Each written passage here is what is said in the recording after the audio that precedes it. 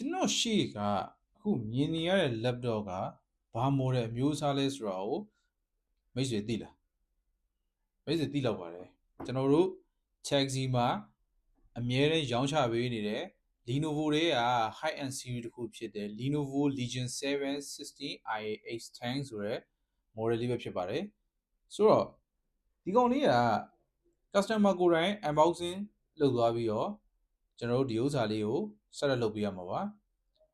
ဟုတ်ပြီဒါဆိုရင်ကျွန်တော်တို့ဒီဗီဒီယိုလေးထဲမှာသူ့ရဲ့ build quality တွေသူ့ရဲ့cooling system အကြောင်းတွေနောက်ကျွန်တော်တို့ဒီ specification အကြောင်းလေးတွေကိုကျွန်တော်ပြောပြပေးသွားမယ်ဆိုတော့ကျွန်တော်တို့လိုက်ကြည့်လိုက်အောင်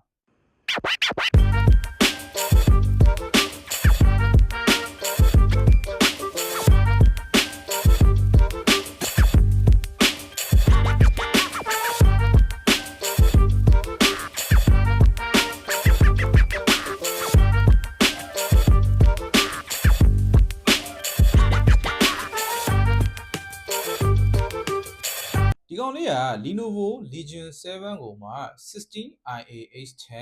သူ့ရဲ့ color လေးကကျွန်တော်တို့ glacier white လို့ခေါ်တာပေါ့နော်ဒီကောင်လေးက2026ရဲ့အလန်းဆုံး gaming machine တွေကတစ်ခုပေါ့ဆိုတော့ Blackwell architecture ကိုသုံးထားတဲ့ RTX 5090နဲ့ Core Ultra 9 275HH Arrow Lake တို့ရဲ့ဒီပေါင်းစပ်မှုကသူက gaming မှာသာမကဘဲနဲ့ကျွန်တော် AI workload တွေအတွက်ကိုပါသူအားကောင်းလွန်းသွားတယ်ပေါ့နော်ဆိုတော့ဒါလေးက2026ရဲ့ကျွန်တော်တို့ gaming beast လို့တော့ကျွန်တော်တို့ပြောလို့ရတယ်ရိုးရိုးရှင်းရှင်းနဲ့အဆင့်မြင့်တဲ့ premium ဆန်နဲ့လှပတဲ့ဒီ design တွေရဲ့အောက်မှာတကယ် monster specification တွေကိုဖုံးကွယ်ထားတာပေါ့နော် okay ဒါဆိုသူ့ရဲ့ specification လေးတွေကိုကျွန်တော်ဒီနေရာမှာတစ်ချက်ပြောပြပေးမယ်သူ့ရဲ့ CPU ကကျွန်တော် Intel မှာ Core Ultra 9 275HH Arrow Lake နဲ့လာတယ် Hyper threading တော့မပါပေမဲ့24 core 24 thread နဲ့ multi core performance မှာအရင် i9 14 gen HH ထက်တော့တိတိတသားပိုမြန်လာတာကိုတော့ကျွန်တော်တွေ့ရတယ်ဆိုတော့သူ့ရဲ့ GPU မှာကကျွန်တော် Nvidia GeForce RTX 5090 8GB GDDR7 ကိုသုံးပေးထားတယ်ဆိုတော့ GDDR7 memory ကိုသုံးထားလို့ bandwidth ကပိုပြီးတော့များလာတယ်လို့ DLSS 4ကို support ရတာကြောင့်လည်းကျွန်တော် frame rate တွေကိုအမြင့်ဆုံးမှာထားပြီးတော့ game တွေလည်းဆော့ကစားနိုင်တယ်သူ့ရဲ့ RAM ကကျွန်တော် 32GB ကိုမှ DDR5 နဲ့လာပြီးတော့သူ့ရဲ့ storage က 1TB SSD ဆိုတော့ကျွန်တော် gaming ရော rendering ပါအေးစစ်စစ်အနေထားမှာရှိတယ်ဆိုတော့နောက်တစ်ခုကကျွန်တော်ဒီ Visual Tree ပေါ့နော်သူ panel OLED display နဲ့ဆိုတော့ဒီ screen က16 inches ကိုမှ WQHGA OLED 240Hz နဲ့လာတယ်ဆိုတော့ OLED ဖြစ်တဲ့အတွက်ကိုကျွန်တော် black color တွေကတကယ်ကိုနတ်မှောင်နေပြီးတော့ 240Hz refresh rate ကဒီ competitive gaming မှာအပြတ်အသတ်ကိုတာစီတယ်ပေါ့နော်ဟုတ်ပြီသူ့ရဲ့ဒီ cooling and build quality အကြောင်းလေးကိုကျွန်တော်တစ်ချက်ပြပြပေးမယ်ဆိုတော့သူ့ရဲ့ဒီ cooling revolution ကဒီ Legion Cold Front Hyper လို့ခေါ်တာဒီ laptop ရဲ့အမိုက်ဆုံး mystery ကသူ့ရဲ့ဒီ cooling system ပါဆိုတော့ Hyper Chamber Design က laptop ရဲ့အလဲတက်တဲ့မှာလေအေးတွေကိုဖိအားနဲ့သိမ်းဆည်းပေးမဲ့ဒီအလုံးပိတ်အခန်းလေးပေါ့ဒီ chamber လို့ခေါ်တဲ့ဟာလေးကသူအလဲမှာရှိပါဝင်တယ်ပေါ့နော်ဆိုတော့ဒါကြောင့်ဒီ CPU နဲ့ GPU စီကိုလေအေးတွေကိုတည်းရောက်ရှိစေတယ်ဆိုတော့ဘေးဘက်တွေမှာကျွန်တော်တို့